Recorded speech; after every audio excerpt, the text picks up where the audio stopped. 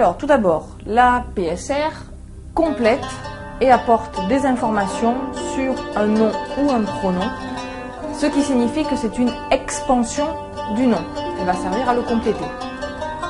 Par exemple, Paul a ramassé les fraises qui étaient mûres. Ici, cette expansion va compléter les fraises.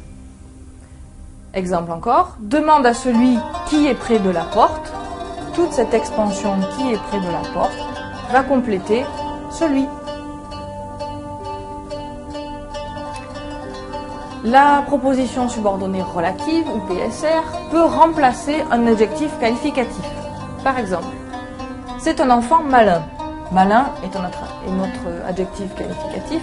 On pourrait dire à la place, c'est un enfant qui est malin. La PSR, puisqu'elle peut remplacer un adjectif, peut aussi être supprimée. Exemple, les fraises qui sont bien mûres vont faire une bonne confiture. On retrouvera la PSR qui sont bien mûres et on remarque qu'on pourrait la supprimer en disant tout simplement les fraises vont faire une bonne confiture. Pour introduire cette proposition subordonnée relative, on va utiliser un mot subordonnant qu'on appelle un pronom relatif.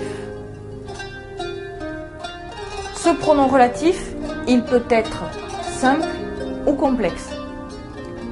Voilà pour les formes simples, qui, que, quoi, dont, ou QU apostrophe, lequel, laquelle, lesquels, lesquels. On verra qu'on peut l'adapter en fonction du masculin, féminin, singulier ou pluriel. Et pour les formes complexes, on va voir qu'on peut aussi les associer avec des prépositions. Par exemple, auquel au masculin, à laquelle au féminin, duquel, desquels, sur lequel, dans lequel, chez lequel, pour lesquels, etc.